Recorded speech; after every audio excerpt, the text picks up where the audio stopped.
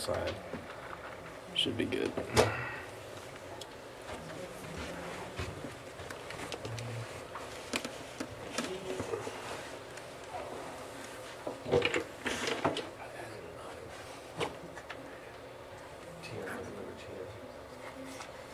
See where the A, so you want to add that, or make sure they're aware of that, 'cause we got that this week. Okay. We want to talk about utilities. Okay.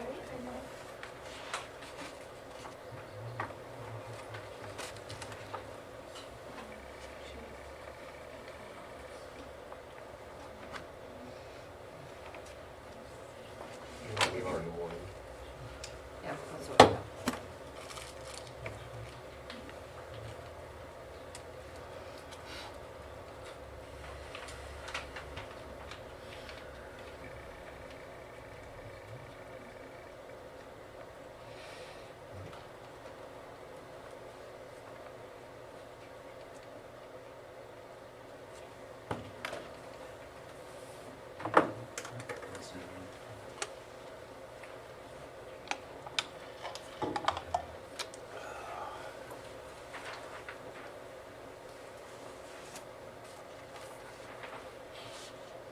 Is Sean coming? Yes, but he's going to be late, 'cause he just left for the house, but he's going to be in the way. She's Right. going to call it, She's not, okay. she has to work through it, so. Okay. All right, it is 7:30. We will call the meeting to order. We do have a quorum. The next item on the agenda is consideration of items to be removed from the consent agenda. Is there any items to be removed? Hearing none. Consideration for approval of the consent agenda, including the minutes of the regular meeting, bills and transfers, and the agenda. We do have we do have an addition 10A to discuss utilities. Yeah, it is now. Well, I move that we accept it as presented. Have a second? Second. A motion and a second to accept the consent agenda, approve the consent agenda. Any further discussion? All those in favor, raise your right hand. Opposed, same sign. Comments from the public?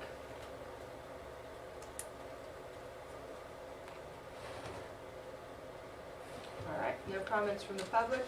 Superintendent's report. Just have a couple items today.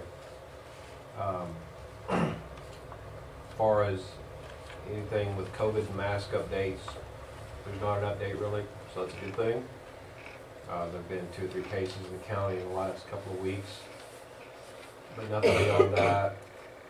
If something jumps, some of these other states are having some issues, but if something jumps up, we'll talk to county health and then come back to the board and give a recommendation. But right now, knock on wood, we have more allergy problems than anything at the moment.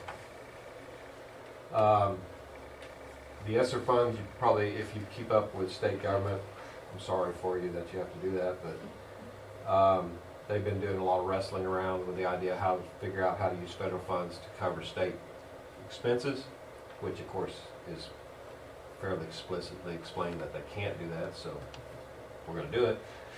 But so that's kind of give us a little issue on the ESSER 2 funds coming down the pike. It'll be May before we know for sure what the state can and cannot do with that money that's supposed to go to the schools.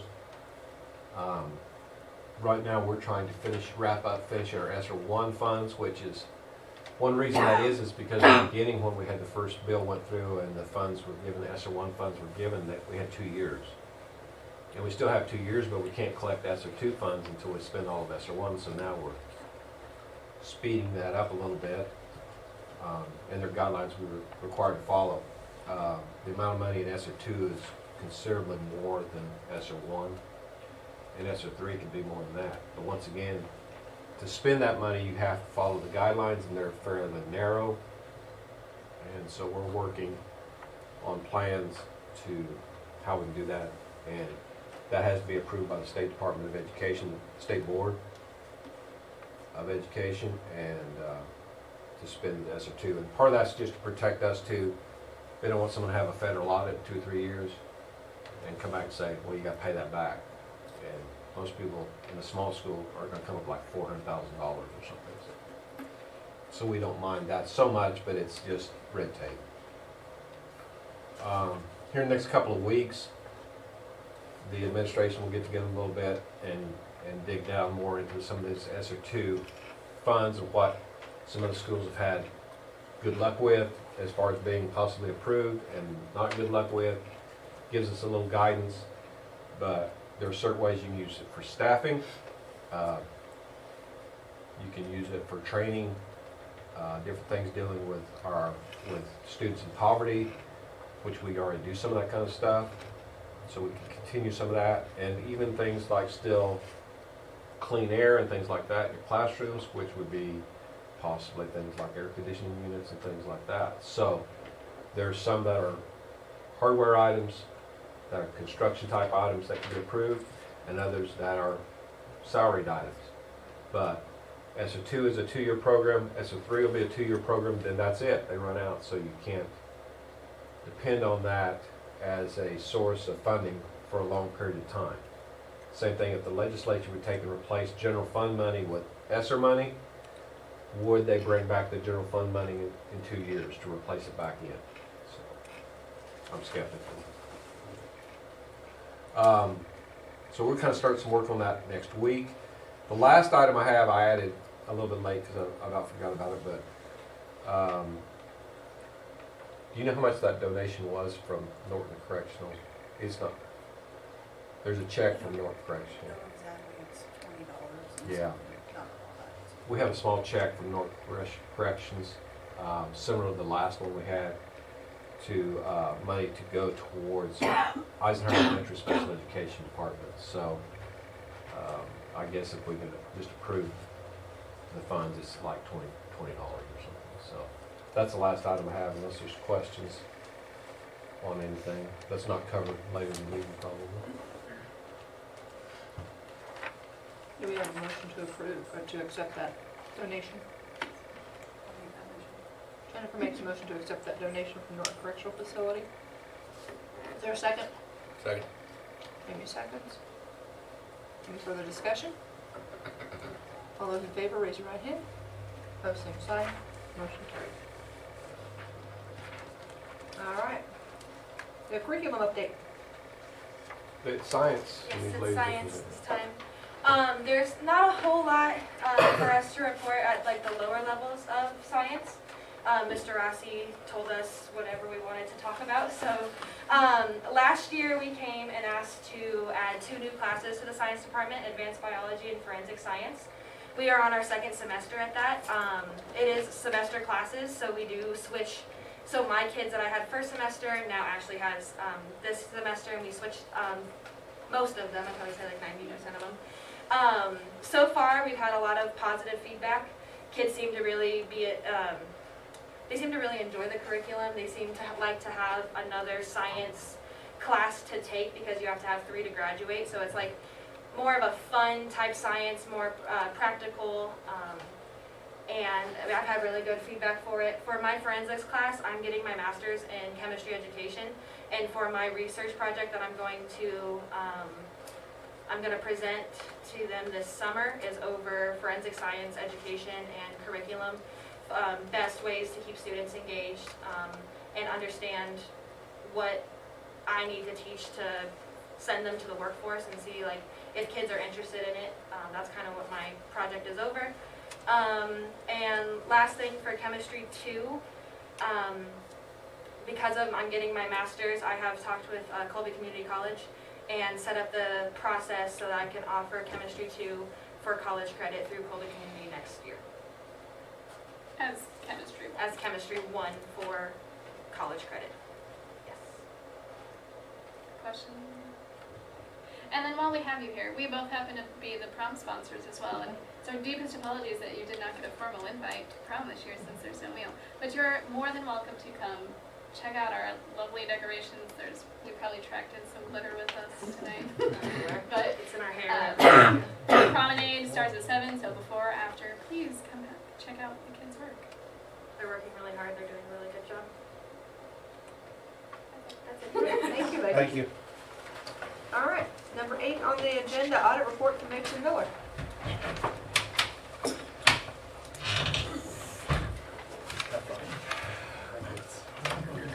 All right, we'll get through this pretty quick here. I don't have too much to say, I don't think. Trying to kind of remember back, we've had this done about two plus months now, so trying to think back to what all we're going over. But anyway, I'll just start through the packet real quick. If you have any questions, feel free to interrupt me, stop me, ask them. I'll answer them to the best of my ability. Page 1 and 2 of the packet is the opinion on the financial statement, and the notes to the financial statement. It is a clean opinion in accordance with the rules and regulations set forth by the state that the school follows. So it's the best opinion you can get, and that we found no material issues with the financial statement as presented. So flip to page 3, that is the actual financial statement for the district for fiscal year ending June 30th, 2020. That's actually page 3 and 4. Page 3 is a summary of all the funds that were in place as of June 30th, 2020, broken out by fund type. On the left side there, starting with general and supplemental general, and then going through the other various fund types. The beginning cash balance for each, receipts, expenditures, ending cash balance for each fund. Things to note, we did get the bond construction fund was finalized in 2020, got that zeroed out. Down there, about halfway through, you'll see the federal funds. That shows negative. That's not an issue. That's just due to the timing of the reimbursements from the federal government, so that's not an issue, even though it shows negative. Outside of that, it's kind of just run-of-the-mill stuff. Nothing else to note or the other thing. And then on page 4 is just a breakdown of the cash balance by bank account and by bank, coming down to the total ending cash balance, $4,479,507. Then on page 5 is the start of the notes of the financial statement.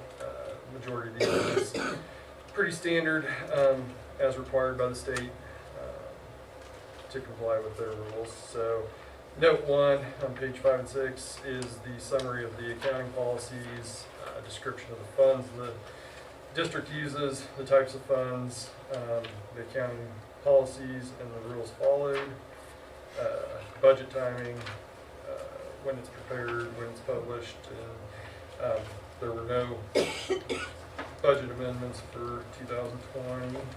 Then at the bottom of page 6 is a list of the different funds that do not require budget to be budgeted under state law. And that note finishes up on page 7 with the description of reimbursed expenditures and how they're handled. Then note 2 is where we'd include any statutory violations, compliance issues, or other accountability related violations that we noted throughout the course of the audit. There were none. The only thing listed here is the cash violation, which I kind of indicated before with the federal funds being negative. This is generally excluded from being a violation under state statute, so it's not considered a cash basis violation. Note 3 is the deposits and investments, list of the statutes that cover the rules for the deposits of the district, and then disclosure that all the deposits are covered either by FDIC insurance or by securities. Note 4 at bottom of page 7 is just regarding the late state aid payment that's receipted in prior to the end of the year always. Note 5 at the top of page 8 is the capital projects. It's just a list of current projects, authorized expenditures and expenditures to date. Like I said, that's the bond construction project that's getting finished up. Note 6 is one of the big ones. It's the Capers note. It's pretty similar to what's been the last several years now. Description of the plan, the contributions, and kind of a history of the different legislation that has updated and changed the contribution levels and the requirements for employer and employee contributions over the last several years. Clear down at the bottom of page 8 is a disclosure of the total amount of employer share of contributions to capers, $688,372 for the year. And then finally on page 9 is the final portion of that note, which is that net pension liability. This is the one where the state and capers have employed a third-party audit firm to calculate what they project to be the unfunded portion of the capers system as of June 30th, 2020. In there, it kind of discusses how it functions. There's some different timing with the dates. They use a December 31st, 2018 date. They roll that forward to 19 and project that out to 2020. So it's just kind of a different deal the way they do that. But they did come up with the district's share of the unfunded liability for capers currently is $5,795,332. Note 7 is a description of other long-term obligations, being the compensated absences policies, early retirement programs. Page 10 is the other employer-paid savings plans and other post-employment benefits. So just kind of a disclosure of all the different things the district participates in for employees.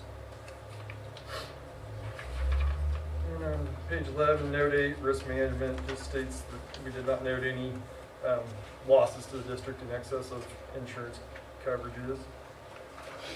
Note 9, claims and judgments. We didn't note any legal judgments or claims against the district during or at June 30th, 2020. Note 10 is the transfer schedule. Shows the fund that it came from, fund that it went to, amount, and the statutory authority for those transfers. Note 11 is the lease obligations. Currently, the copy machine lease agreements shows the total payments for 2020 and then the future payments under the current agreements. And then on page 12 is the long-term debt schedule.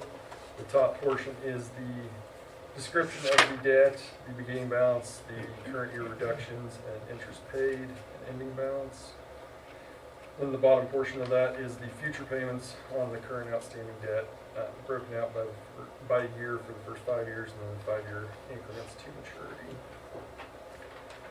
Then note 13 would be subsequent events where we'd put anything that has happened after June 30th, 2020 through tonight that could have potentially affected financial statements. We just include a standard COVID-19 note as recommended by the state and the ICPA. They recommended we include that on all our audits, and that's the only thing we did include there. There was nothing else that we noted that we felt needed to be included in that. So then the remainder of it is just the detailed schedules by fund of the receipts and expenditures and comparison budget and all that good stuff, which I don't need to go through with you guys, I don't think, unless you really want to. So if you got any questions, feel free to ask them. Like I said, I don't think there's anything. Always have some few minor things here and there we discuss usually with superintendent, clerk, and that type of thing, but there's nothing significant that we need to, I guess, communicate to you as far as issues or anything like that, so that's good.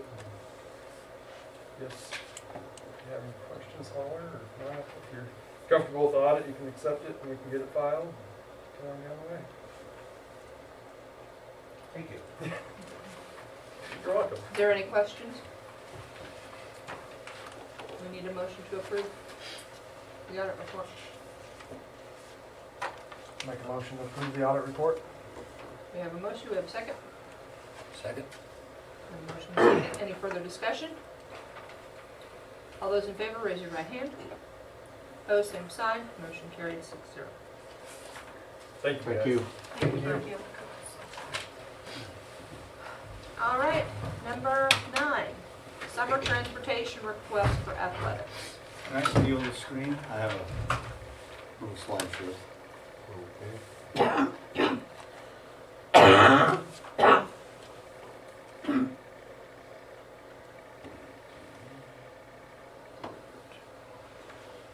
Thanks, sir. Okay, I'm just gonna, this is something that's changed in the state of Kansas about 5 or 6 years ago, maybe 7, I don't think that long.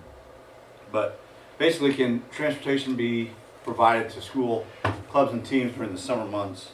It's something that Kansas used to not allow, and they did about, like I said, 6 or 7 years ago, started allowing it so athletic teams could use Suburbans and or buses in the summer. Right now, currently, the clubs are allowed to use transportation in the summer, and as well as cheerleading. Other sports are not allowed to use school transportation.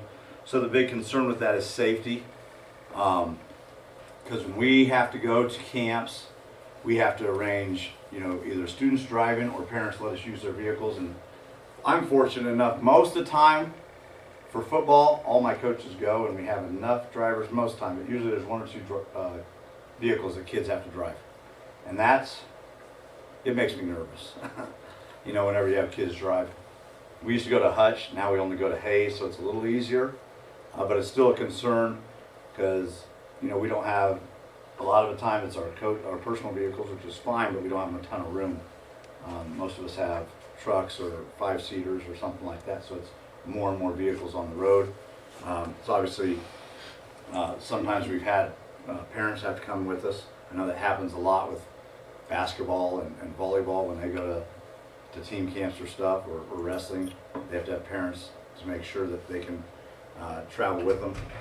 It can be a little more costly for families, you know, in addition to the costs they're already paying to let their kids go to those things. And obviously the wear and tear on private vehicles is a concern, but we've been very fortunate. We have a lot of parents who have helped us out in the past. What we're asking is basically the district to just allow each sport or activity to use school transportation just one time over the summer, if the activity wants to use it.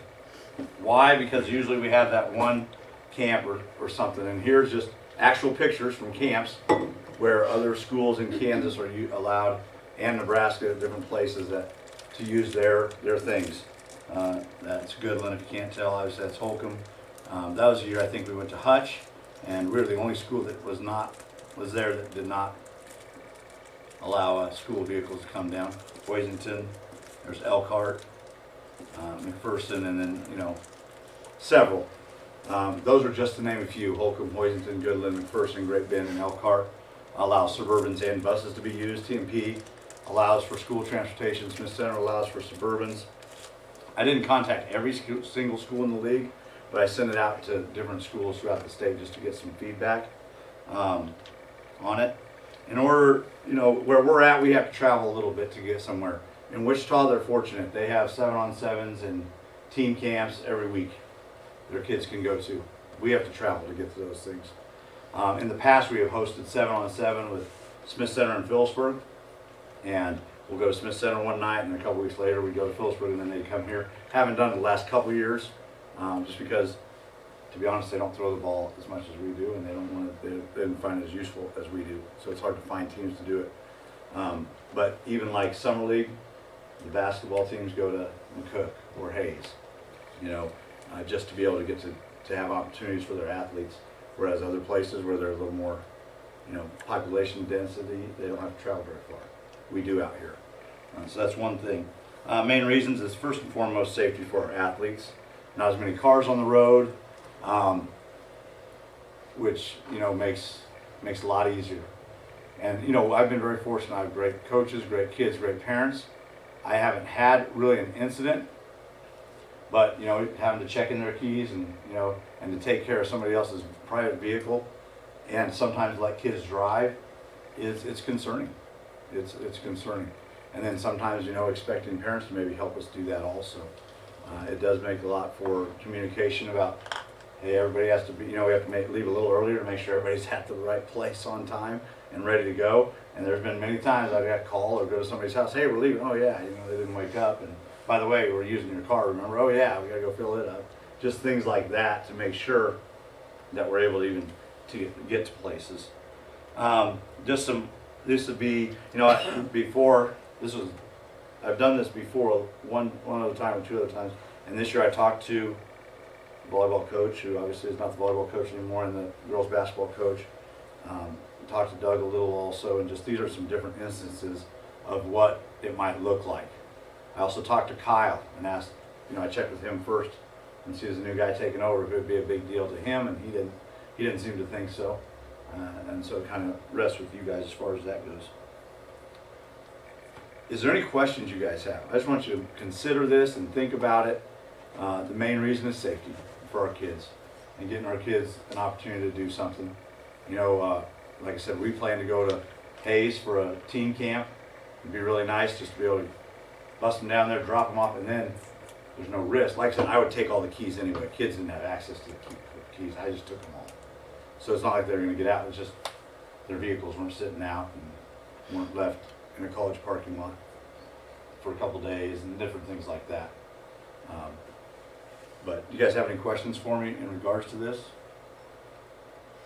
I think I've talked to some of you before about it, but it's something we'd like you to consider for sure. Okay. Who'd be the bus driver? When I asked Kyle, he said he'd probably be willing to most of the time, you know, if it fit in his schedule. Who's paying the bus driver? Huh? Who's paying the bus driver? That would be up to you guys.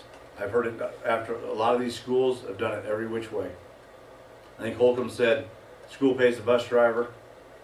Great Bend said it's back and forth. They never really settle on something. Sometimes they do. Sometimes they don't have to. It kind of just depends what mood I guess they're in that summer. How long's the team camp usually? We go down on a Sunday, come back on a Tuesday. So you're paying for transportation and then hotel and food? No, there's no hotel. If we're going, since we're going to Hayes, if we took a bus, go drop us off, come back on Tuesday. If we take Suburbans, then we drive down. We stay at the dorms as the team. Okay. The team stays in the dorms as part of the camp fee.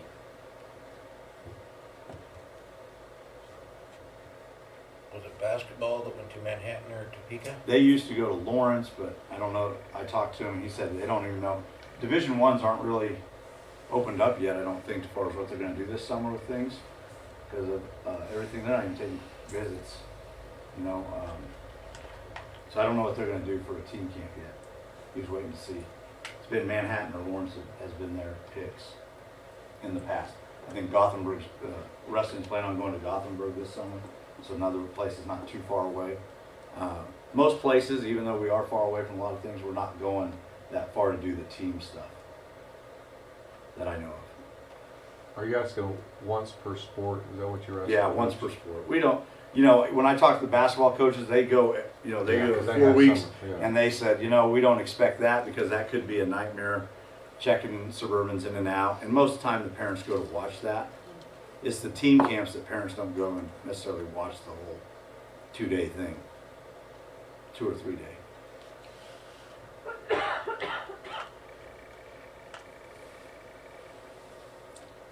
Any other questions?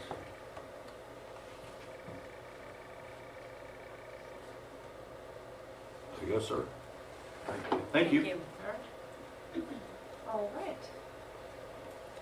We'll go on to item number 10, which is the dues for the K. Hold on a sec. Were we gonna discuss that or? It's up to you. Your current policy is not, so you'd need to change the policy. I make a motion to change the policy, allow them to have their one trip request for, in the summer. We have a motion to approve 1 trip per sport for the summer. Do I have a second? I second that. About pay. If they I got a question, yeah. Who pays the driver and stuff? Fuel, or I mean, just, On us. are we gonna clarify that, or is that just? All right, I would rescind my motion. Yes. I would make a motion that the school cover trip, driver, fuel. Second. We have a motion and a second. It's once per sport in that motion. Yes. Yeah, the one trip.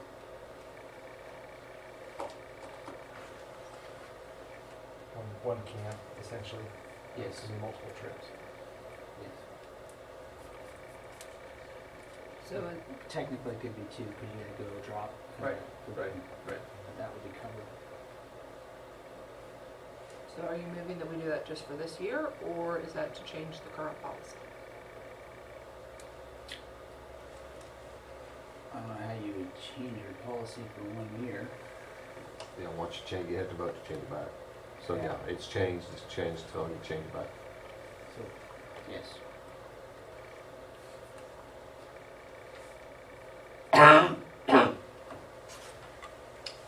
discussion? You got something you want to discuss? What was the reasoning, if it's been last 6 or 7 years, what was been the reasoning in the past that it hasn't changed? Used to be forbidden, I believe, by Acacia. Well, there was a time it was forbidden replication, and I don't know if Norton Right. ever did provide it then after that. And then it's just, sometimes there is maintenance in the summer on vehicles. Like the big bus is almost always gone during the summer, you know, but the yellow buses aren't necessarily all gone in the summer. So if they went to Lawrence, make that a two-tripper. I'm guessing that'd be Suburbans for basketball.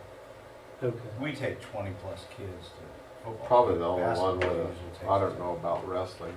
Football would be about the only one with a bus, probably.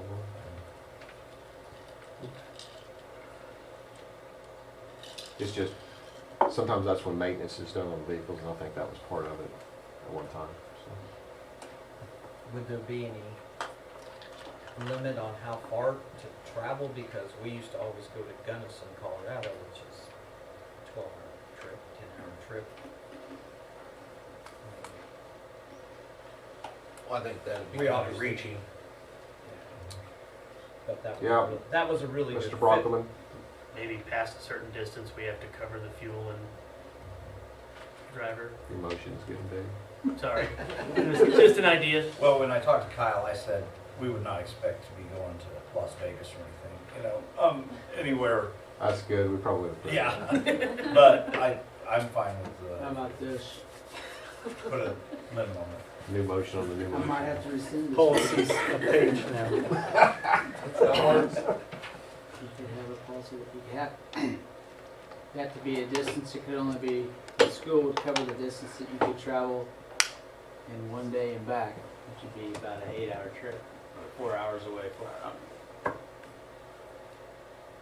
hours. Perhaps, when do you need to use this bus? By next month? No, Let's table this puppy and get this worked out. because you don't want your driver to have to spend the night because he can't put CDL. Like Oh, boy. Right. So you're right, you might want to think Let's about table this that. puppy. I rescind my motion. All right, so the motion has been rescinded with approval from the second. And we will take it under advice. Bring it back up. Okay? Any more discussion on that? Yeah, that's up to you, man. All right, next item on the agenda, KASB dues. Okay, it's that time of year for KSB dues. We belong to KSB since I've been here, and before that, they're not cheap, but they do provide a lot of services for us. We probably don't recognize those services as much this past year with COVID and everything's had to be Zoom meetings. I don't think we've attended as many meetings, and even if we've had staff, they haven't really attended as many. We've done more of them on Zoom, which saves us on travel, but maybe not used our membership quite as well. The one area we use quite a lot is the second portion of that, and that's the legal advisory fund. We use that quite a bit. And they let us contact them quite a bit before they charge anything beyond just this fee. So that side of it, we probably get a pretty good deal. I don't know if we get a great deal on the other side. Although here in a little bit, we're going to talk about the gas bill that we received. That's huge. And there's called K-Jump, which is with KASB, and they've been working with school districts to figure out how to work with the gas company to try to work something out on these huge bills. So our membership helps us there in their organization of that, and in contacting our staff and those kind of things. So they've been beneficial there. Of course, they try to work with the legislature. That's quite a job for them, but for education. But they do cover the legislature for us and speak before the committees that bills and stuff like that. So they do quite a lot, but they set your amount by your size of school. that you pay. So I would recommend that we join again this year, and also join the legal assistance fund. What's the season pass that they offer? The season pass, if you go to enough things, that extra $1,500, they give you a rate decrease. We did Cynthia and I did a little bit of the math on there. She did mostly because she does all these things. And we don't use it enough to make the difference. The $1,500 difference is not worth it for us.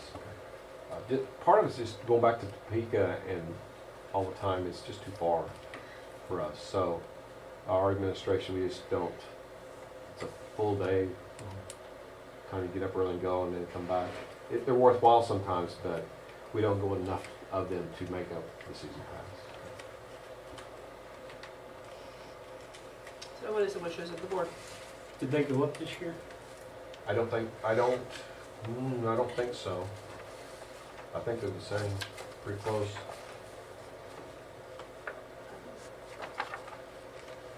I was thinking they were almost, I think it's very close, within just a little bit. Yeah. We have a motion to approve the membership in the KASB and the KASB Legal Defense Fund without the season pass. We need a second. I'll second. We have a motion and a second. Any further discussion? All those in favor, raise your right hand. Opposed, same sign. Motion carried. They do also like board training, board member training, and negotiations training and things like that they provide too. So it's the things coming up. All right, utility bill. Okay, you knew this was coming eventually. We finally got our Symmetry gas bill that we've been anxiously waiting for. And I'm not in the detail of this. Actually, I don't get down in the weeds on this so much. I think Cynthia has more, but a lot of school districts and cities and such signed up with Symmetry for gas, Symmetry Energy for their gas delivery and for their schools and for their cities, because in a way, if things aren't being used much, you get quite a bit lower break. If it's used a lot, you do have a higher cost. And compared to where your gas at home is going to be more leveled out, the company's going to keep that leveled out pretty much as best they can, not have the huge spikes up or down. Schools took advantage of it because when it was down, it worked out well for them. And natural gas, in the past, it's always been like fairly safe. Well, this winter took care of that when Texas froze up. So, Symmetry spiked their rates.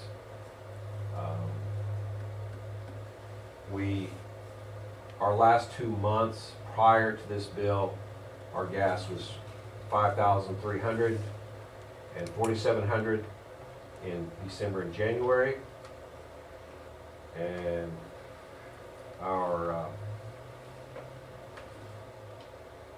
February bill was $36,000. Okay. And that's not unusual. Now, some schools went and tried to shut some things down and froze up when they did that. We did not shut things down for 2 days because, well, boilers, you're not going to shut your boilers down anyway, but we still had something for you anyway. It was just cold. And so the price for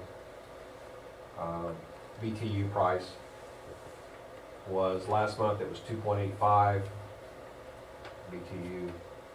This month 17.9 per BTU, so you can see where we got killed. So schools are freaking out. One thing, USD211 has contingency reserve. If we've been forced to pay it, we could have paid it. But there's some head scratching as to whether that jump was necessary to be that much. And so K-Jump, which is with KSB and K-Jump members, that's how we got the this bid with Symmetry was through Kigman. And they are working with Symmetry to try to figure out a way around this. There's several ways some things they're looking at. So we're gonna need your input of what you wanna do next.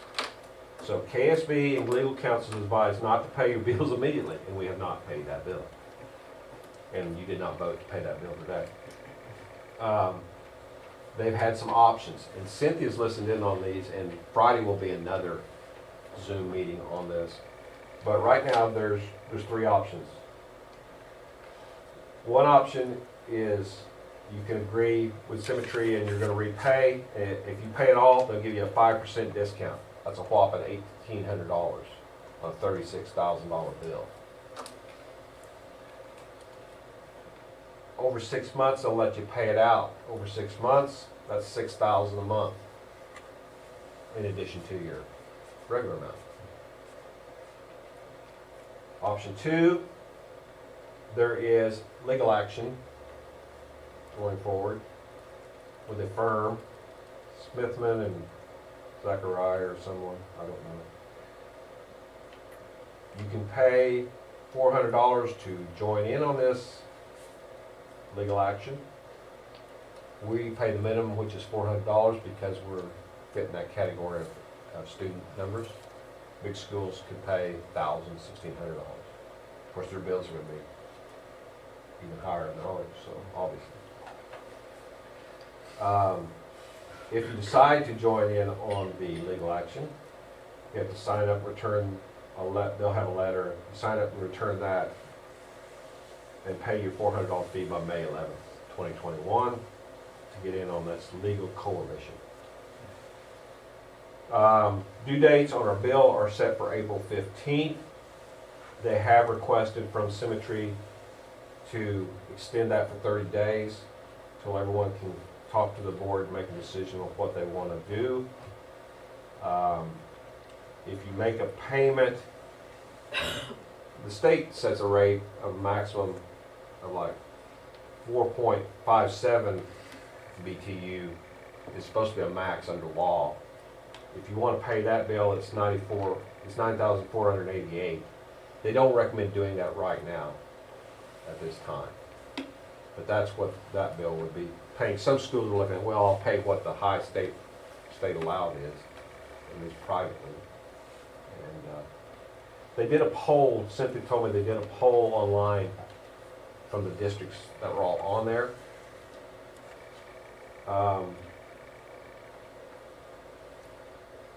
There were 75% were going to take option 2 and join the lawsuit.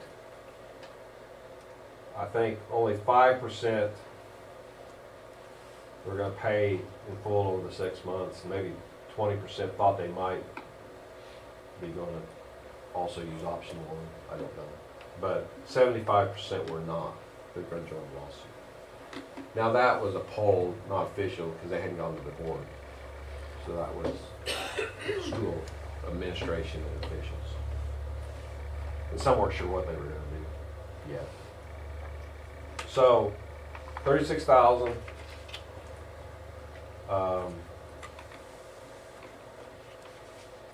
That's a bunch.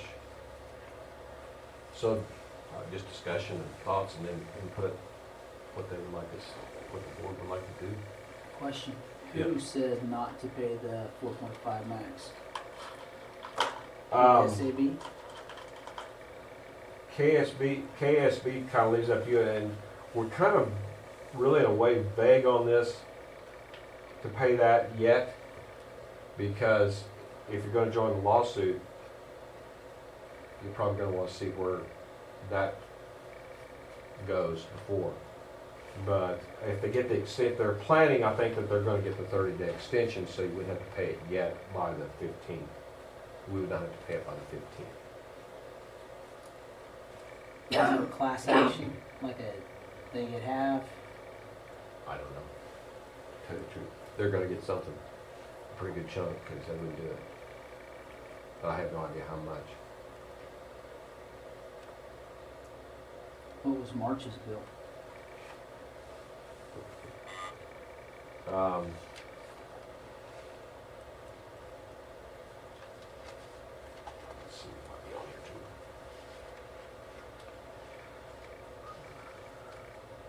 We may not have that one yet. I think this is actually the one to bill. 'Cause It's going back, 36,000. You know, what we now are getting on. Yeah, we will now, These bills a full for month, very yeah, it's little, April, stuff but like we will that. get March's. So I don't know if we have There's a March's. delay in the cost. So if there's a state statute that only allows them to bill out, is that just on the public, like schools, or is that everybody? I don't know.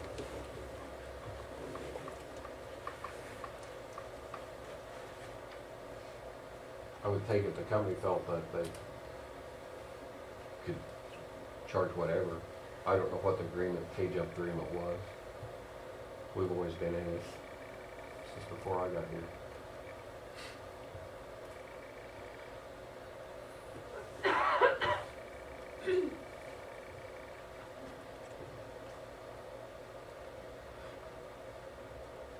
Wonder how this is gonna work, because I guarantee if it goes to court, we're talking a year before it's decided, Oh, yeah. Imagine. so. Well, usually the way those go, there's somewhere in the middle.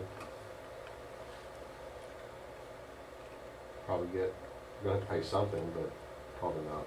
I would hope if you file the lawsuit and all that, it's not 36,000. I have no idea. So that's the dice you roll on that. I should like to know why the state statute isn't working. Well, that's my that's a good question. Yeah, if that's the maximum, supposed to be the maximum amount you have to pay, how come that's not the bill? It's still 36,000. That's a good question. And I can research that with Cynthia, because like I said, she watches and there'll be another one Friday with more information. But, so they have them about every Friday.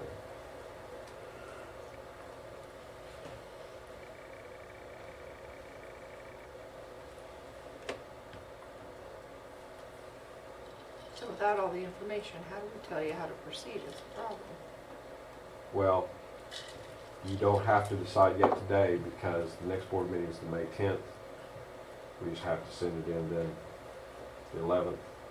Or well, we have to decide by the 11th, which is the next day, so we have to decide then for sure, which would be pushing it if you're gonna join the lawsuit. I mean, if you feel 9,000 is what, I mean, you can pay 9,000, but that's, or you can join the suit for 400 and see where it goes.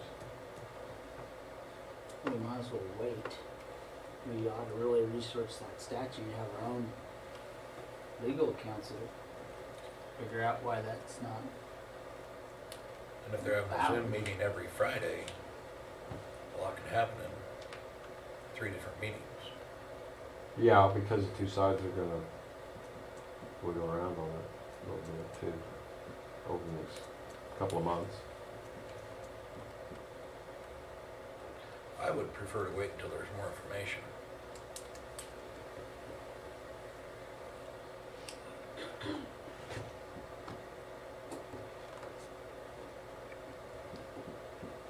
We don't want to pay 36,000. I think we could tell you that.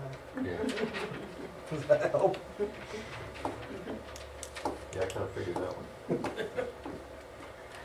For only 21% increase in BTUs, that's astronomical.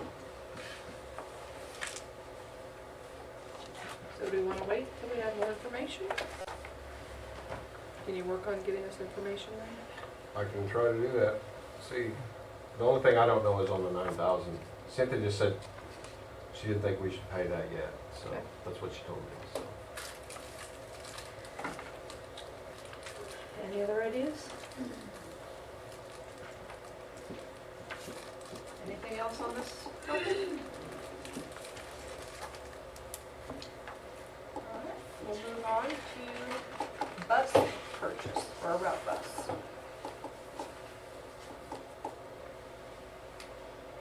Okay, we need to purchase a new route bus. Matter of fact, one quit over at Eisenhower today, didn't want to run it, so. As long as we can find drivers to drive them. We need to look at a new route bus, and that's kind of on our schedule. Actually, we're a year probably out from, we should have purchased one last year, but, Buses are purchased out of capital outlay, not out of general fund. We also bid these through the state bid process.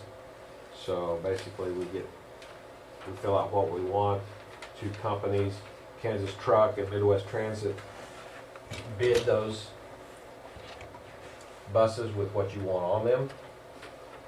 In the past, recently, well, the last bus we bought, really, just the last bus we bought a gas engine bus, which has worked out very well for us instead of diesel, because we had so much diesel problems with DEF and the various other ways of cleaning these buses, cleaning the engines and stuff in these buses that caused headaches for us.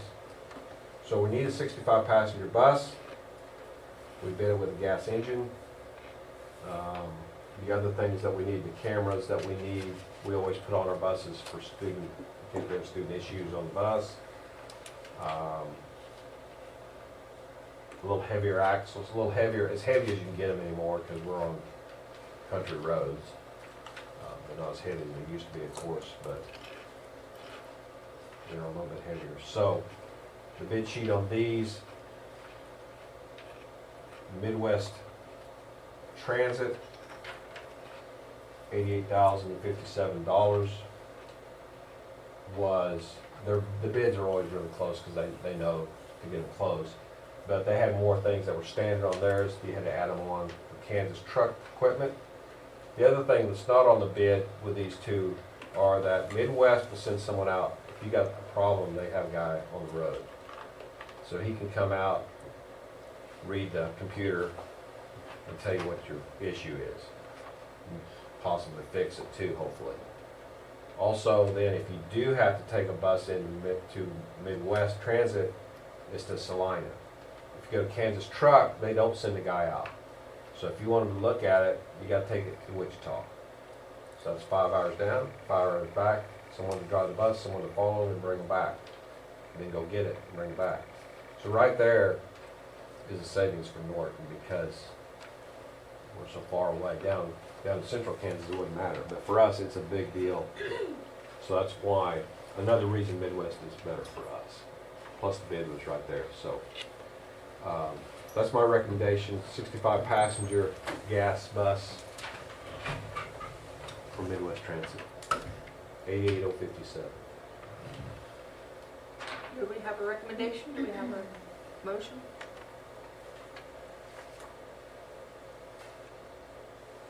I move we accept the bid from Midwest Transit for $88,057 for a 65 passenger bus from Capital Outlay. Second. We have a second? Any further discussion? When would be the next passenger bus after this one? Probably it'd be at least another year. Depends next year what you decide to do, if you want to go with a new Suburban and van, or a new Suburban, or where you're at, how much you have to spend on roofs or something like that too. But usually every other year at least we purchase, try to keep up, but we usually fall behind. We have a couple of Suburbans getting real high miles, so probably have to break down and buy a Suburban before long. There's about 35,000. That's through the state. We've been buying vans recently because the Ford van is only about 26 or 27,000. But you can't buy one at all this year because with COVID and everything, they didn't build as many, so they're not putting them on the state bid. You cannot buy any passenger cars anymore that are just regular passenger cars, like Ford passenger cars. You have to be like a utility type vehicle, or something. So changed up a little bit what it used to be. And it was just gonna, no finance and just write the check and be Yeah. done. Yeah, the capital outlay. We've planned this in our plan, in our capital outlay plan. Any further discussion? All those in favor of purchasing the bus, raise your right hand. Opposed, same sign. Motion carried 6-0. All right, high school girls wrestling. I get connected up there so I don't go off stray here. Task.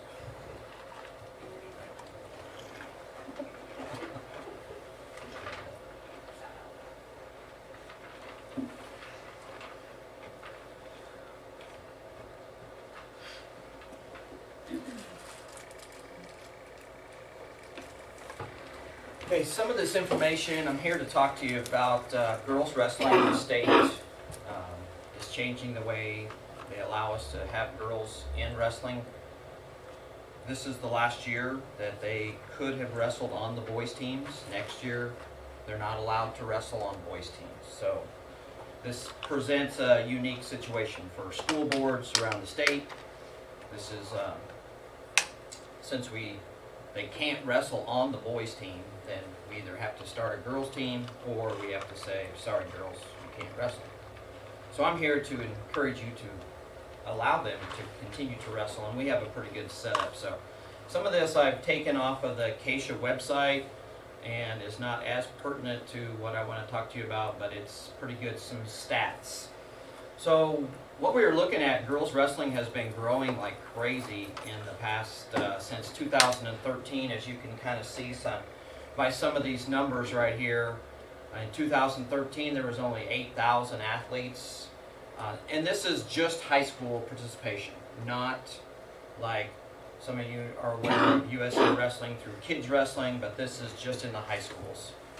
So those numbers have really gone up. They did not have these updated on the kasb website for me, but there was a huge jump between 19 and 20 because, as some of you know, 2020 was the first year that they offered girls state officially. Our numbers, and I'll show you what our numbers jumped in our state here in just a second. This is through USA Wrestling, kids wrestling, and things like that has also continued to grow. One unique thing, and Gracie's here to talk to you about her wrestling experience, and there are 71 colleges at the time of the printing of this, and that's grown quite a few because Friends University just started a wrestling program for next year coming up, boys and girls. And that's one thing with Title IX, which I'm sure many of you are aware of. Title IX, passed in 1972. Our nation's going to have to try to figure out what they're doing with this, because we have a trend right now where certain groups are being allowed to participate in girls' sports that are transgendered, and in my opinion, that kind of violates the Title IX. So until we get that, solved.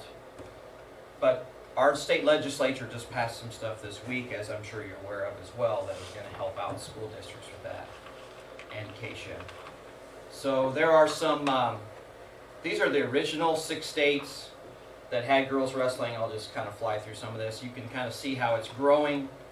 There are now, and Kansas is actually highlighted in one of these charts right here. Right here. So this is a national presentation, but they highlighted Kansas because we have the girls that, when this says hydration, that's the first day of practice. So in 2017, we had 112 girls that participated in the alpha weigh-in the first day of practice. These are girls that actually showed up. I mean, you can actually have some numbers, but they actually showed up for this. So, and then the numbers jumped, and then when we offered the girls' state tournament, numbers went insane 2 years ago in 2020, where we had over 900 girls that weighed in for the alpha testing. The numbers this year stayed about the same. During the COVID situation, as you might agree that it was really kind of hard to have a whole lot of growth.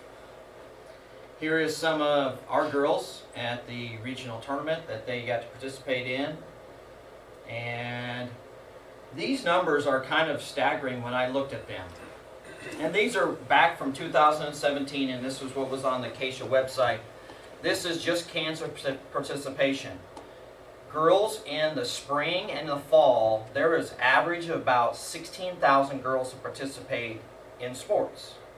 But during the winter months, that number drops all the way down to less than 8,000, because there's, in basically a 3A school, you have basketball. That's it. Boys at least have wrestling and basketball in a 3A school. Now, so that was shocking to me when I saw these numbers. Just a little teaser on some of our girls. We take some pride in having making some posters. We made a big banner that you might have seen for this. So what does this all mean for Norton and the MCL? Well, the MCL coaches, head wrestling coaches this year voted at the league tournament, which Norton was able to host on January 25th or 29th, 12-0 to recognize girls wrestling as a formal sport for next year. All of them were on board. The MCL principals, and Mrs. Shrum can kind of talk of this, but they have voted twice. I didn't have the dates on these. They have voted twice to change the MCL constitution so that to allow to make girls wrestling a varsity sport for next year. And is it a done deal officially? Okay, so 2 votes to change our constitution. She can't talk right now. So numbers for what does this mean for our league? Actually, we had 21 girls participated in the MCL tournament. That number was fairly low because Gracie and Tia, 2 of our girls, weren't able to participate right after Christmas, sickness and things like that. We had 12 girls that qualified, this is just from our league, that qualified for the Division II. If you're not aware of this, it's split into 2 divisions now, because last year there was kind of they weren't expecting 900 girls. So there was actually some forfeits. They could not legally wrestle the 6th match in one day. So at the regional and at the state tournament, you had to legally forfeit 5th or 6th place match. That was not good. So they broke it up into 2 divisions. Our league is well represented in the state. Division II, 12 girls qualified and 7 placers. There was a state champion from Oakley. I can't remember her name. Yeah, Bosselman from Oakley. 100, and actually they were at the lowest weight, so she was the first state champ from our league, I believe. What does this mean for our high school? As you know, we have filled girls teams for the past 2 years. You were very nice and worked with us by basically saying, yeah, sure, we don't have to do anything different. Let's just let them wrestle. Well, now we've came to the point where we're going to have to start the conversation of what are we going to do. Next year, girls will not be able to wrestle on the boys team. They cannot wrestle boys at all. Texas has had this rule for a number of years. So when Amarillo, Texas would come up to the Garden City tournament, the girls sometimes would fill boys' weight classes, as many of you may know. Well, Texas rule was girls cannot wrestle boys. I think that's a really good rule. To be quite honest, I have been kind of old-fashioned in my thinking in that I really didn't want girls to come out for wrestling because I didn't want the situation where they have to wrestle boys. It's a no-win situation for either gender, in my opinion. With this continued growth, if we continue to grow, girls, coaches and practices may be necessary in the future. I don't think we're to that point for several years, but maybe in the future. The whole point of it is girls need another sport during the winter. As you can see by the numbers, 16,000 down to 8,000, there's not as many opportunities. And you have an opportunity to start the process to allow girls to participate individually. Just a couple pictures from the Hoisington district tournament. All 4 of our girls competed there and won matches for us. And then a little quote I found on their website. And then I have brought Gracie here to share a few words with you. So she's kind of brave to do this. Okay, hi, I'm Gracie. I was one of the first female wrestlers for Coach Johnson and for Norton High School. So I'm going to tell you guys why I think that the girls should have their own coaches and practices and just like be on their own. So the reason I started, I remember we were in an assembly and Mr. Johnson said girls could wrestle. And I've been trying to get coaches to let me wrestle for a while and they always said no. And ever since I've started wrestling, my whole life has changed completely. My mental health, my physical health, everything is just that much better. So when I told my dad I was going to wrestle, he said it takes a lot of dedication and a lot of, you have to be dedicated to it. So he was very right about that. So when I started my season, I was super out of shape. I was a lot overweight and just wasn't really, happy with how everything was. But ever since I've been able to, everything has just improved so much. And I actually have signed to wrestle for Ottawa University next year. And I think without having this experience and always having the coaches tell me, you can't give up right now, it's all in your head, your mind gives up before your body, I wouldn't have the opportunities that I have at Ottawa University, and I would be just in a completely different place. So I really urge you guys to let girls wrestling have their own full sport and have its own coaches. I feel like the girls would blossom more and it would attract a bigger crowd. In our practices sometimes when we get put on the spot hey, go do this move. Having only a year of experience or having 2 years of experience in front of boys with 10 years of experience, we don't do it to our full potential. And I know a lot of the girls won't admit that, but I want to be the voice for the girls, and I want to say we get super nervous around the boys. So we don't quite go for it all the way. And I just really want us to show what we can do. And at the regional tournament last year, instead of having 4 girls on a team or just having 3 like we did, they had their own teams. Other schools had their own teams of 10 to 15 girls. And that allows them to bump higher up in team scores so they can get state championships and stuff and really show what they can do. I truly believe that this sport can change lives like it did mine.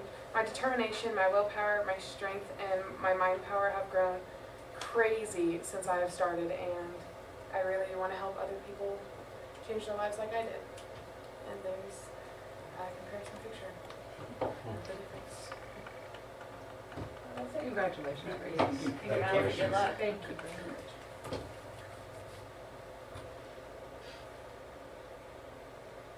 Okay. So how many girls were there this year? We had 4 girls this year. On our team, there was 6 in the junior high. And we had a few others, I think, that probably would have came out, they had talked to me about coming out, but with COVID, and obviously parents were very cautious about it. So some came to the meeting and then ended up not going out. So, since this is just informational today anyway, the thought is currently keep the same coaching staff that's just has split teams.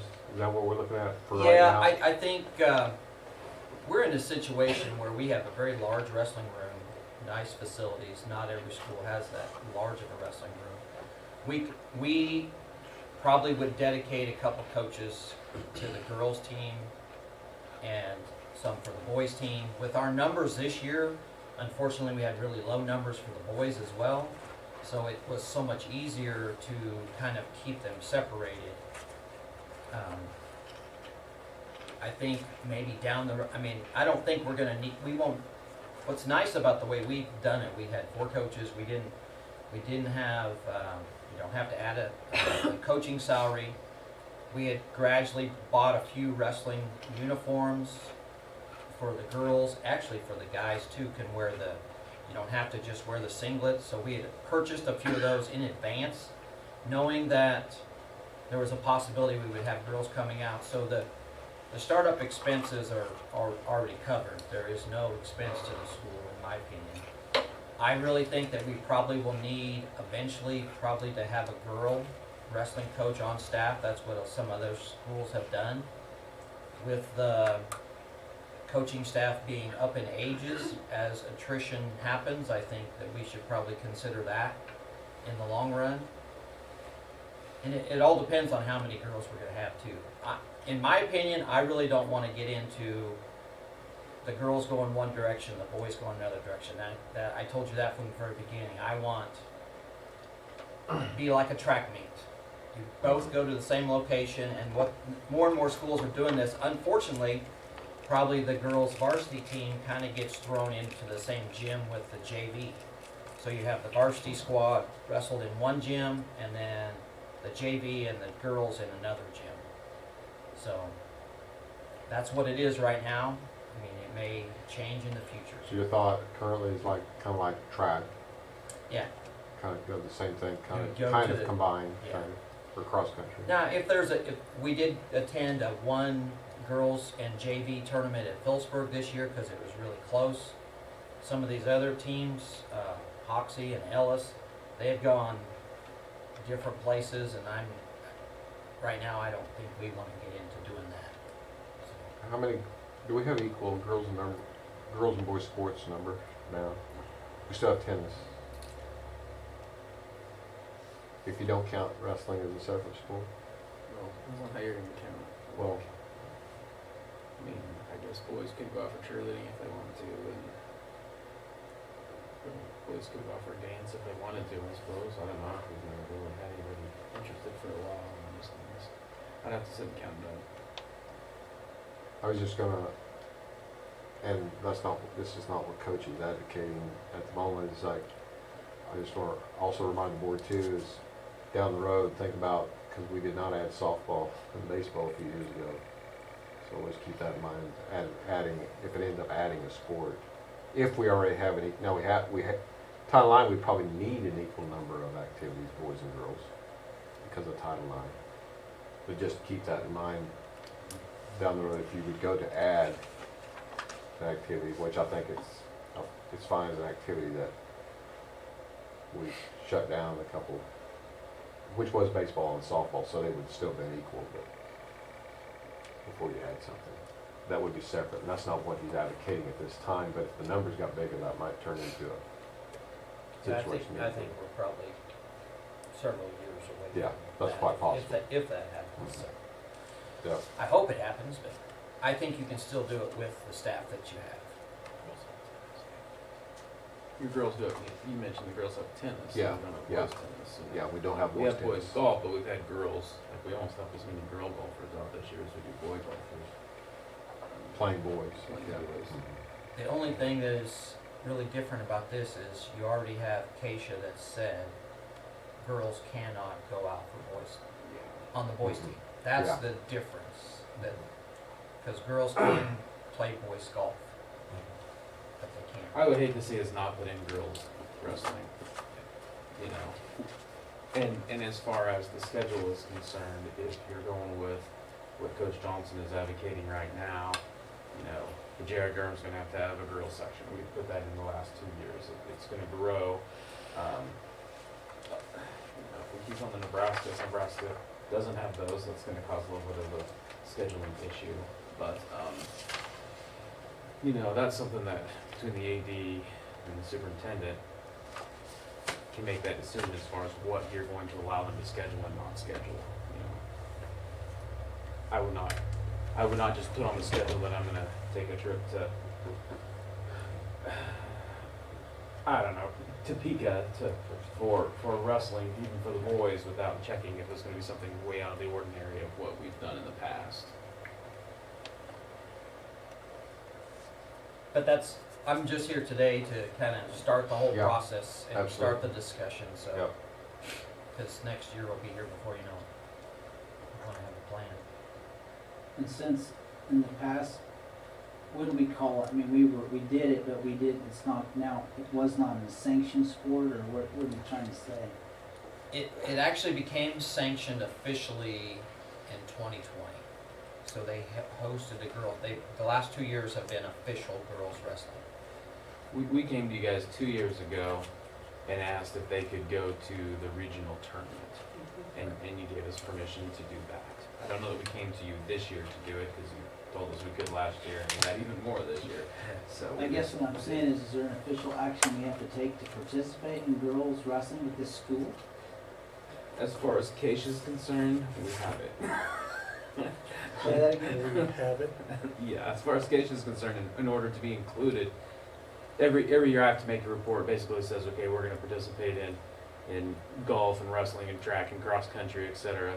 So when it asks the question about wrestling, in order to be allowed to go to regionals, I have to mark that yes, we're going to participate. I don't know what you need for your board policy or board, I don't know that anywhere it's listed. It's her understanding, and she apologizes, that NCL policy is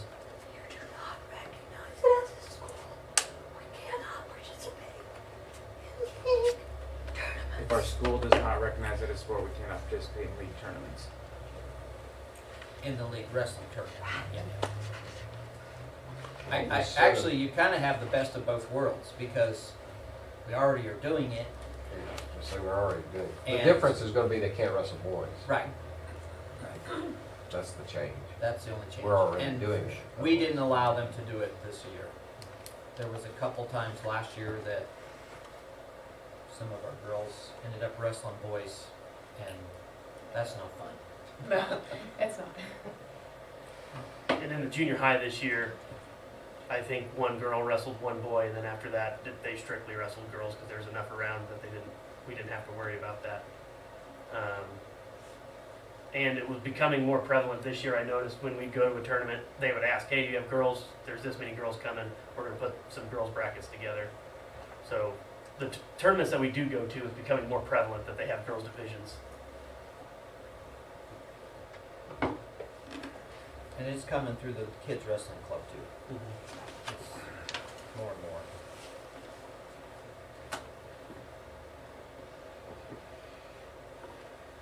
So how do we officially say yeah? Continue as is, right? Think- We're just going, right? Are we not doing that now? Well, next month we can vote for wrestling. Okay. We don't have it as an action item this month. I just figured we were doing it, so we were doing it. Probably ought to get a count on the. Sure glad the league's all over that.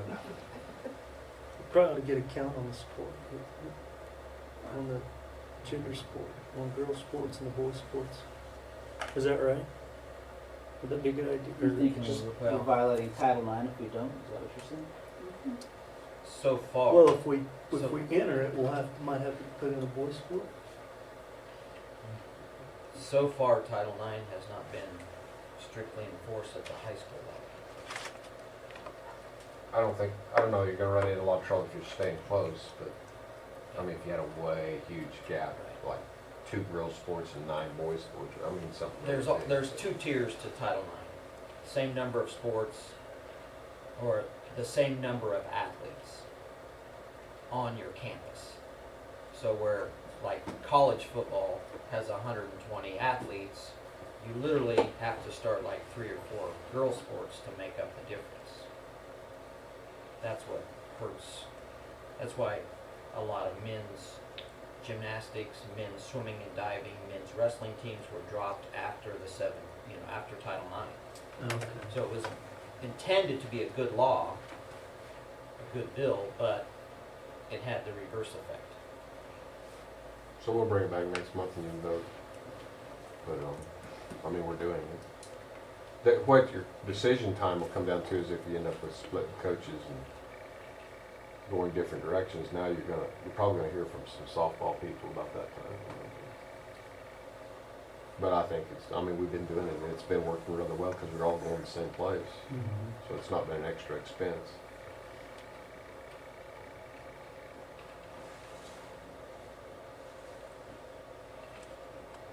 We'll plan to put it on the agenda for next month.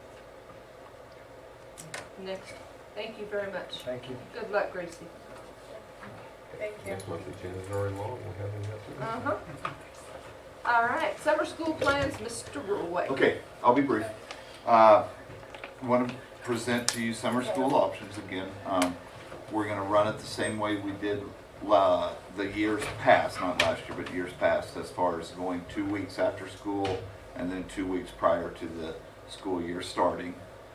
Now, the criteria to get those for those students that we're going to identify will be through state assessments or teacher assessments. So we'll identify the students, we'll send them letters, we'll invite them to summer school. Here's the difference. Last couple of years, we employed 3 teachers one teacher would go 2 grades. So we had 3 teachers for 6 grades. Does that make sense? One teacher did kindergarten first, one teacher did second and third, one teacher did fourth, and then 5th and 6th grade. Well, we're going to change that. We're going to increase the number of teachers so that each grade has their own teacher. So we're going to have a teacher for kindergarten, a teacher for first, a teacher for second, and instead of going 2 hours in length, we're going to go 3 hours in length. So the time will be from 9 to 12. So we'll invite our students to come in.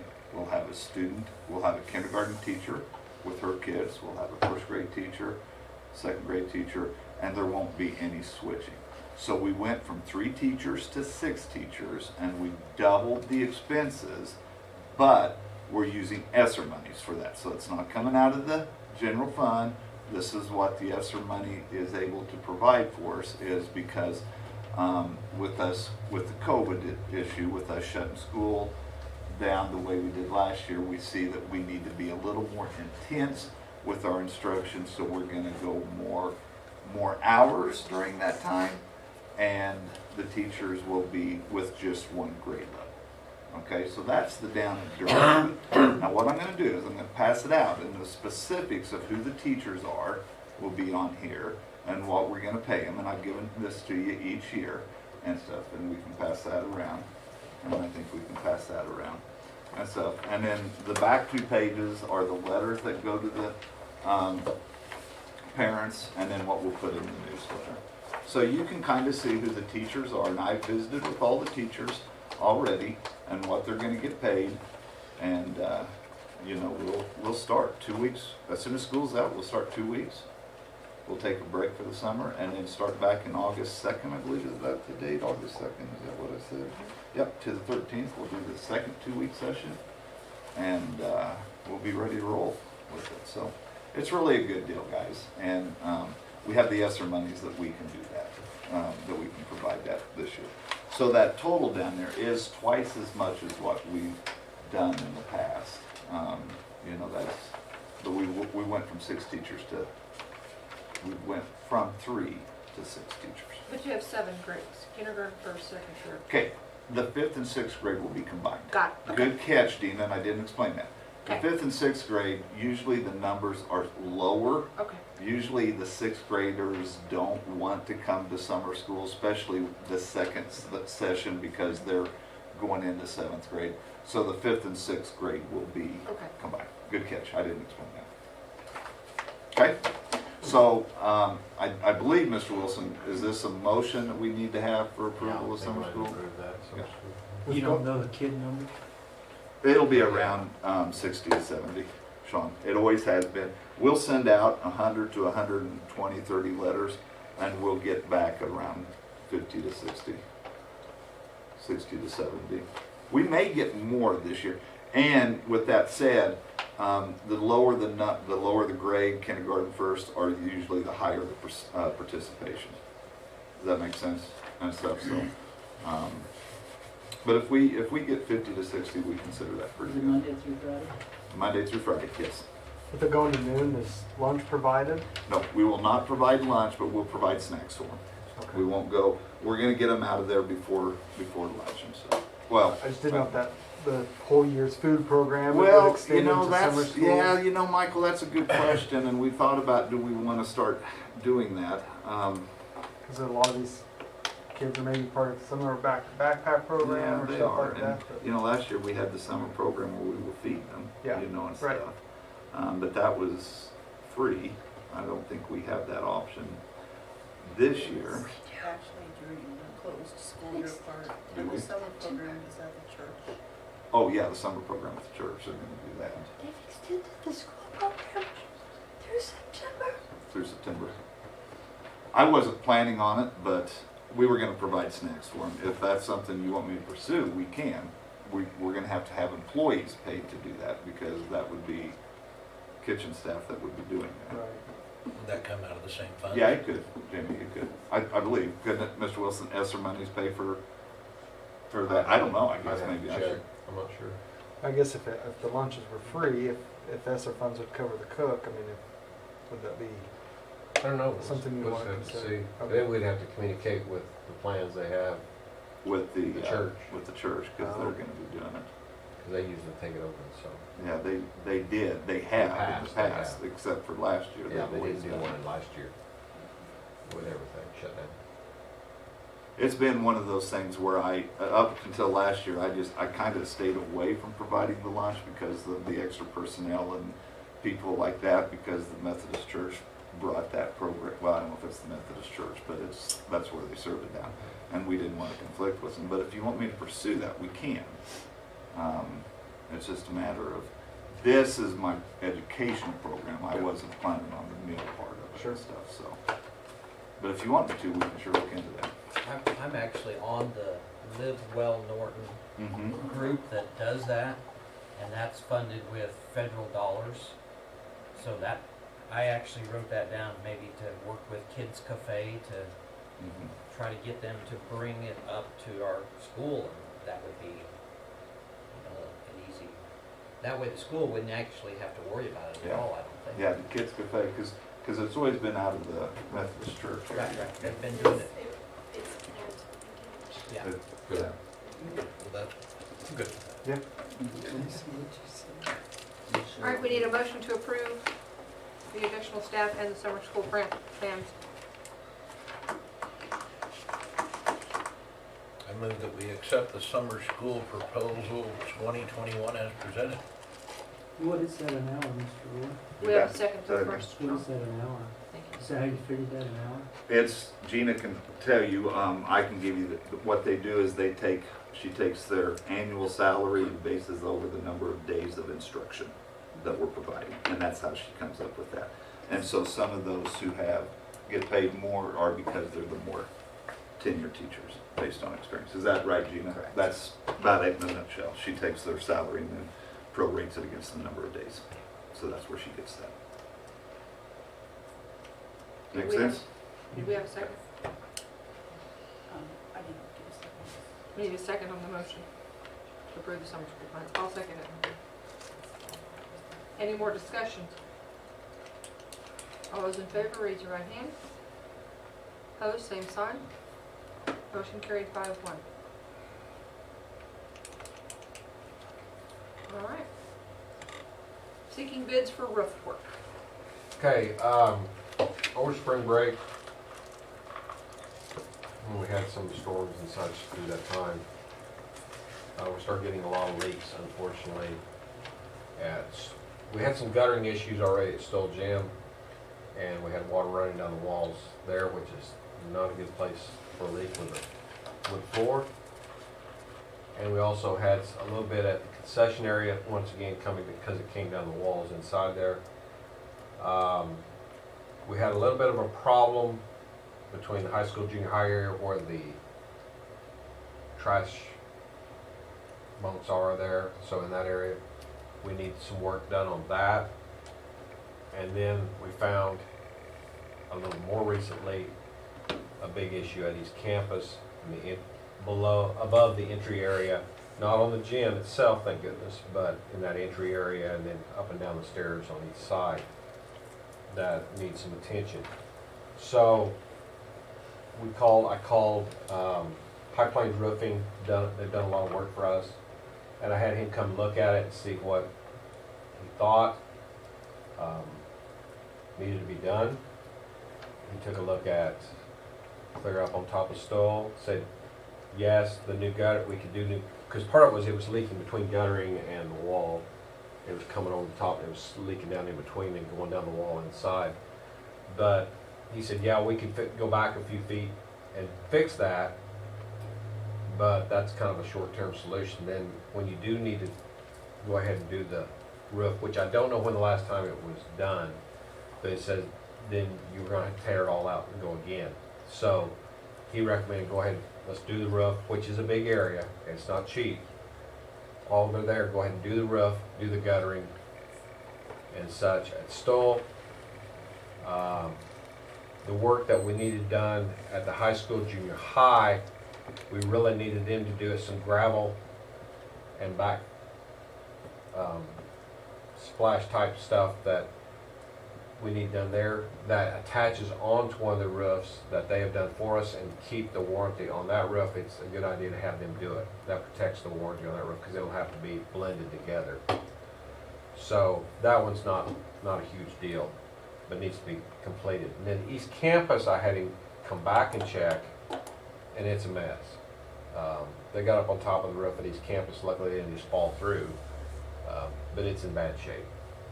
And it's not the roof on the gym, it's around the level below it. What happens, it comes off the roof at the gym, comes down 2 levels, and it all floods the same area. And too much of the water then, it's not level, it's not graded, and it's got places where it collects and just sits there. And pretty soon it's rotted away the roofing materials, and it's seeped down into it. That roof also had what they call pitch. That means it tells you one thing, it's very old down in. A lot of times roofers will come in and they'll just cover it up, or else they'll stop and say, we're not messing with it because it's pretty dangerous. I don't know anything about it, but it's pretty dangerous material. They have to be careful how they handle it. So that increased that cost a little bit on that. Estimated cost. These are all estimates, estimated costs at this time. So I went ahead and took the liberty to seek bids on the first 2 areas, Stoll Gym and the high school, junior high area between the 2 buildings there. And that would be for also guttering, downspout work and everything at Stoll Gym. The other I did not have information on, so now I would, if with board's permission, seek bids for East Campus work that needs to be done there.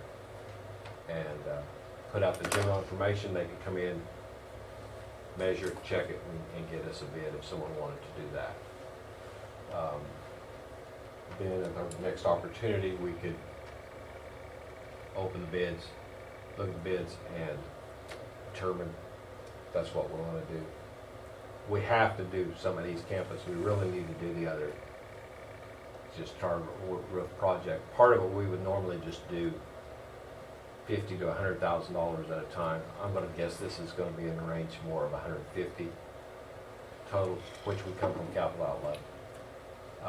Partly because materials are the sub everything, stuff like that. It's just, and then of course the rubberized surface is an oil product, so naturally that's not cheap either. So it's all not getting cheaper. There's 20-year warranty on most of them. That the professional companies that do it, there's usually at least a 20-year warranty on the material and label. So I know High Plains is very interested. I haven't heard from anyone else that's interested so far. I know if High Plains, when we get to bidding, would get it, they would come up and do it in one setting, so we wouldn't be back and forth. Save a little bit. But we have to wait and see if we get what we get for bids, and then bid the second part, see if we want to put them all together as one.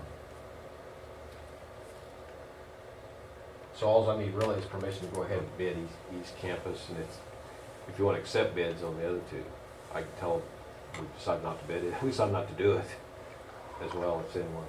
High Plains is the only one so far that's really come up and measured and done the legwork.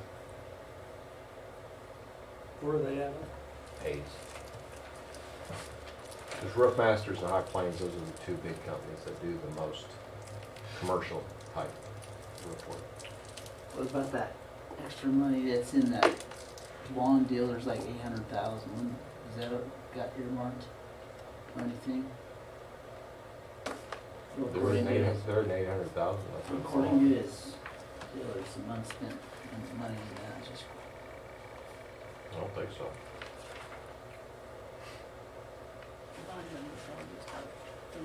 We had to use that within 2 years. There was a 5-year limit on using it. And that's passed. Yeah, I don't know But why. the rest was put aside for making the payments, or paying it back down basically. Yeah. Which had to be held, so much had to be held for making towards payment. I didn't know it was that much, but there is, yeah. Type thing. So much has to be held back to be sure we can make the payments each time. So a chunk of that 10 million, and you got to use 9 million, whatever. And the rest had to be held back to start payments, make payments.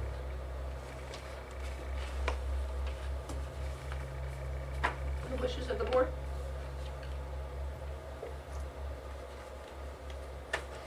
Well, I move that you seek bids that we can review after we get the bids in. Yep. We have a motion to accept, to seek bids. Have a second? Second. I have a second. Any more discussion? All those in favor, raise your right hand. Opposed, same sign. Motion carried 6-0.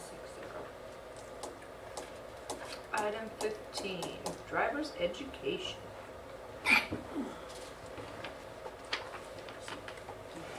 Okay, evidently Fort Hays finally got their stuff together.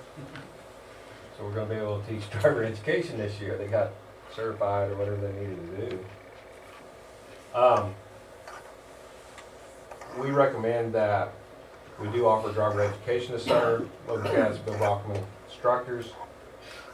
In the past, we've charged $100 per student for USD211 students. That's been the fee for quite some time, I think, but I think that's fine for this year, and you can look at it in the future if you need to. There has been allowed that if there's room for outside of district students, they pay $150. I don't know what kind of numbers. I would think they probably have pretty good numbers this year, won't you, Bill? We're at 40 right now. Which It's is- actually a little lower than, we were expecting to possibly have to do 3 sessions. Yeah. But, so it's a little lower, but we did discover some of them, like went to Northern Valley or Logan or Hill City, and some of them are already 16, so driver's ed doesn't really do them much good, because big thing it does now is it allows them to get a restricted license so they can drive to school activities and work, kind of like a farm permit, but not all kids have access to that. And they have to have an IP before they can take driver's ed. Yes and no. So they can get their IP. It's easier if they have their IP. Okay. If they don't, we can give them the handbook test. We can then, and they have to be 14 before our first class. We can give them the handbook test. They can start driving with us. If they pass driver's ed, they get a certificate of completion, and they get their, depending on their age, their license. Then they have to, if that's, depending if they're 14, they have to have so many hours, so on and so forth. Same rules as applies. When they turn 15, they can go turn it into a restricted. Otherwise, if they're already 15 and they already have their hours, it can just go straight to a restricted.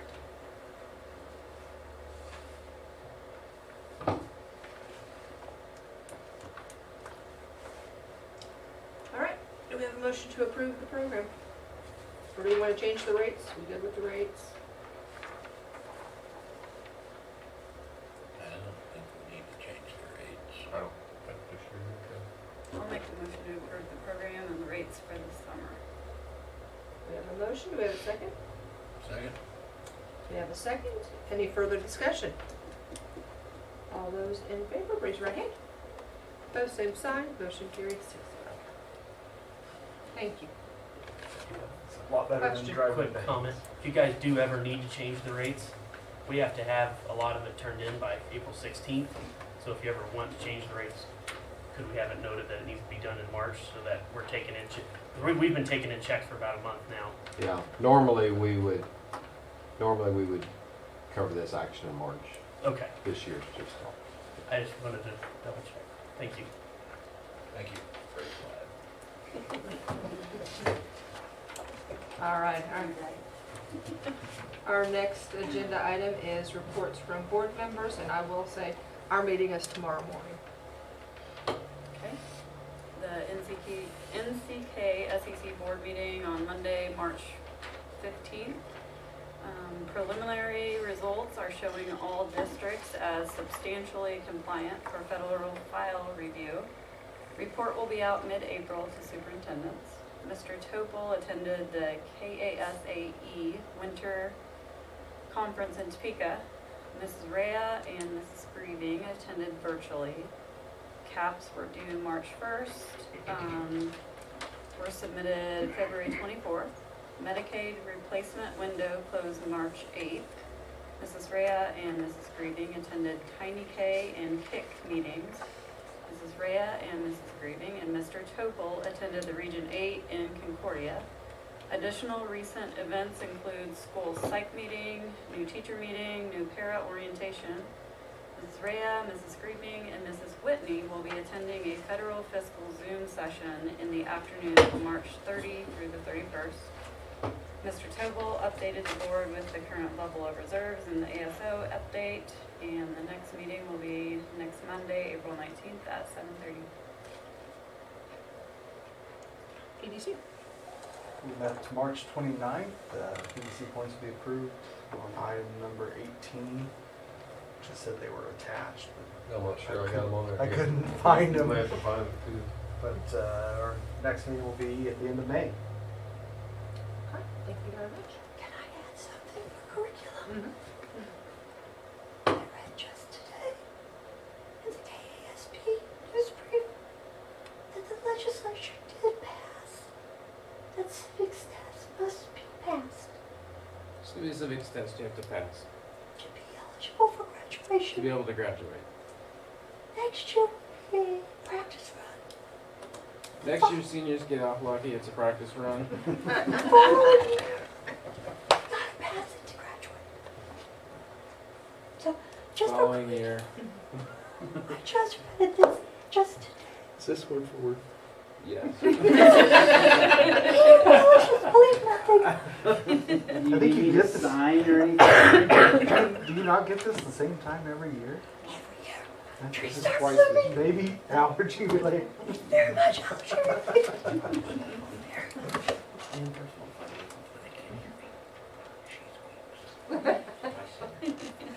All right. Next agenda item is an executive session for non-elected personnel. How long, who? Well, I'd start with 20. Okay, Do you know of a reason we need Mr. McEwen? I don't think that I do, I think I do. unless he really wants to be here for some reason. Can somebody else translate? Well, actually, we're just not gonna let him talk. Or attempt to talk. I'll try to translate for her. I'll try to You were interpret making for it her. interesting. Yes. All right. I move we go into executive session to discuss personnel and personnel assignments as protected by the KOMA, to return to the open meeting at 9:20, to include the board, the superintendent, Ms. Shrum, and Mr. Roy. Second. 9:30. Did I say 9:20? 9:30. And we have a I'll second. All those in favor, raise your right hand. All right, here we go. All right, we are back from executive session. Motions from executive session. I move we accept the resignations of Dustin McEwen, 7th through 8th grade principal and athletic director, Logan Katz as the junior high girls basketball, Jill Lively as assistant high school volleyball and assistant NCHS track, Pauline King as the cook at NHS, Carla Anderson as the cook at Eisenhower, Craig Foley is the junior high assistant football coach, and also the termination of the position of Cindy Shirley as the Spanish proctor. Do I have a second?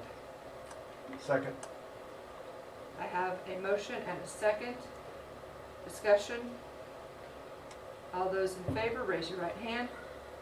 Opposed, same sign. Motion carried 6-0. I move that we do not renew the contract for Carolyn Housden. Do I have a second? We have a motion and a second to non-renew Carolyn Housden.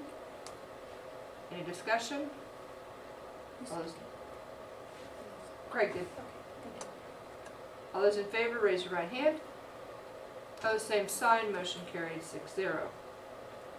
I move we approve the nominations of Logan Katz and Bill Brockelman as driver's education instructors for the summers of 2021 to 2022, and approve Bobby Murray to be the pre-K through 6th grade principal at Eisenhower Elementary School with a 2-year contract. Do I have a second? Second. A second, Jennifer? Discussion? All those in favor, raise your right hand. Opposed, same sign. Motion carried 6-0. I approve the transfer of Teresa Schultz to 5th and 6th grade math from 3rd grade. Do I have a second? Second. It's been moved and seconded. Any discussion? All those in favor, raise your right hand. Those opposed, same sign. Motion carried 6-0. I found my PDT one. Right. There's the PDC points. Make a motion to approve the PDC points as presented from the March 29th PDC meeting. I have a second. I'll second. Jennifer, second.